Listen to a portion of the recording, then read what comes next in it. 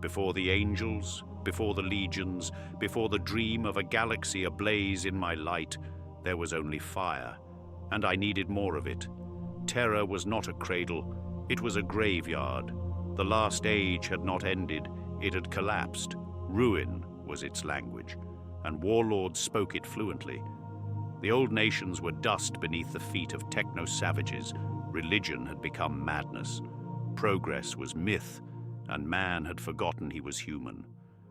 So I reminded him, not with words, with war. I did not come down with banners or manifestos. I came down with force, with silence, with purpose. The Thunder Warriors were not my first design, but they were my first answer, not to hope, but to entropy. They were not made to stand for anything. They were made to end things. Their strength was grotesque, their bodies enormous, swollen with barely contained power. They were not built for durability, they were built for consequence. They did not defend cities, they erased them. They did not engage armies, they crushed them beneath their feet. They were not soldiers, they were extinction made flesh. You do not discipline thunder, you do not instruct fire, you release it. There was no elegance to them, no brotherhood, no glory. They marched as one because they were told to. They killed because it was all they were ever allowed to be. And they did not die in battle because they were brave. They died because they were burning out, body, mind, and soul. But I made them. I shaped them. I named them necessary. They did not ask who I was. They did not ask who they were. But even then, in the cracks between campaigns, I saw the flicker of something unplanned. A glance held too long, a word repeated, a symbol scratched into armor. They were beginning to think, and thought was dangerous. The Thunder Warriors were my first tool. They were not crafted in reverence, they were wielded. Against old Albia, against the Pan-Pacific empires, against the black judges, the techno-clans, the rad cults and warlords and psychic tyrants. They broke everything, and they never asked why. That is what made them perfect. That is what made them doomed. They could not be controlled, not forever. I had no illusions of loyalty, no myths of heroism. I gave them orders and they obeyed, not out of love, not out of belief, but because I had made them incapable of anything else. But entropy does not forget its source, and thunder, once heard, leaves echoes. They were not weak. They were not flawed. They were simply limited. Their genetic architecture burned itself alive. Their minds frayed. Their bodies failed, some within months, some within years. They were fire without foundation, glory without future. I knew this from the beginning, and still I released them. They won the unification wars, not the legions, not the dream. Them. Their corpses paved the way for civilization. Their roars shattered the age of barbarism. Their bones were buried beneath every city that now swears fealty to me. And yet there are no statues, no banners, no hymns, because they were never meant to be remembered. They were never meant to survive the world they saved. I did not build them to last. I built them to end. And they did. They ended what they were made to end. And when there was nothing left to conquer, I looked upon them, not as saviors, but as spent fuel. The fire had burned too hot. The thunder had cracked too deep. The weapon had done its work. Now it had to be discarded. I had already begun work on the legions, quietly, purposefully. The Astartes were not more powerful.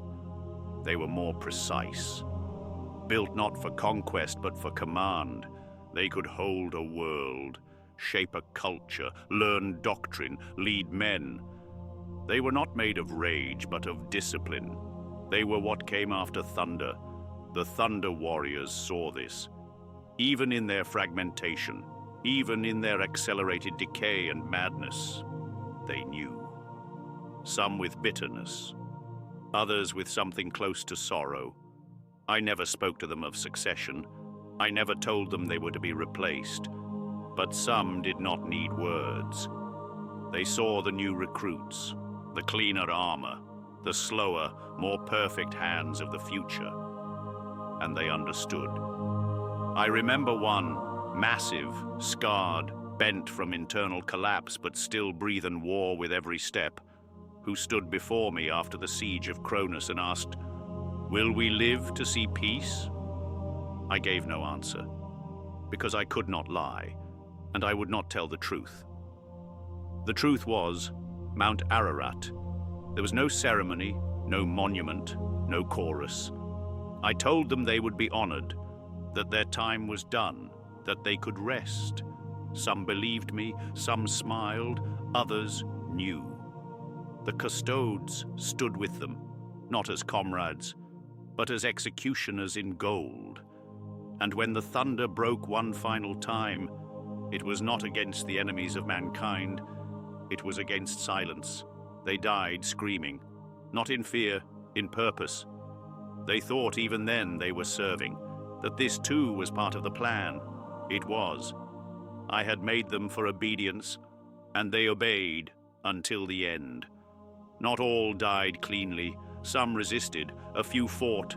They broke ranks, shouted names they had given themselves, names I never recognized. It didn't matter. They died all the same. I was not there. I had no right to be. The first war had ended. The second was beginning. One demanded monsters. The other demanded memory, and monsters do not belong in memory. They were erased from record, their deeds absorbed by the myth of the legions, their victories uncredited, their blood unspoken. It was not hatred, it was necessity. You cannot build a golden age upon ash and let the ash speak. But I remember them, not as sons, not as heroes, but as the price of vision. Some still speak of them in rumor, ruined giants in the underhives of terror, hunched and twisted, aging slower than death, bitter and broken. I allow it. I always have.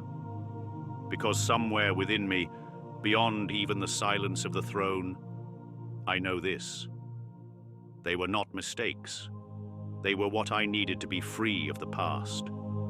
They were the scream before the hymn, the purge before the peace, the truth before the lie. And now, they are gone. But their silence remains. Their silence remains, but so does what they taught me. I learned more from the Thunder Warriors than I have ever admitted, not in their victories, not in their fury, but in their limits. They could win a war, but they could not survive a dream. They could break walls, but not hold peace. They made the future possible, then proved they had no place in it. That is why I made the legions differently, why I made the Primarchs differently. I tempered my ambition with control. I bound loyalty into the marrow. I wrapped obedience in myth. I did not make them stronger. I made them more stable, more predictable, more mine. And even then they fell. I wonder if the Thunder Warriors would have fallen so grandly. I wonder if their ruin would have been as poetic, or if they would have simply burned, quickly and brutally, with no tears shed and no legends to soften the smoke. But I did not give them the chance. There is one I remember, not by name, because I never gave him one, but by what he said. It was after the siege of Ursh. Blood still fresh on his armor, smoke still rising from his fists. He turned to me and said, "We did this for you, Father." Father. I had never told them to call me that. I said nothing. I remember the pause in his expression, that flicker of something unsure, something human. He never said it again. I never corrected him. And the next day he was gone, his squad redeployed, his name unspoken, his death assumed. I never looked into it. I couldn't. Because in that moment, I saw what should never have been born: attachment. Thunder does not call its maker father. It simply strikes.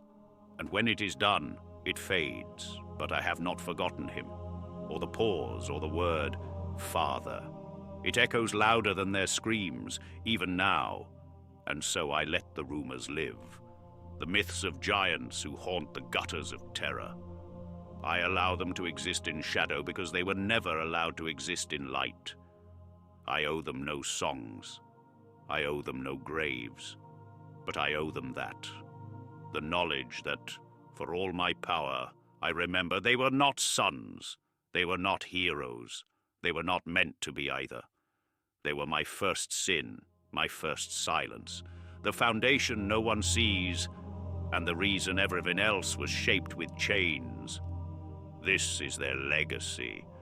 No statues, no relics, no words. Only the golden light that came after them. And the echo beneath it. The thunder warriors. The ones I erased.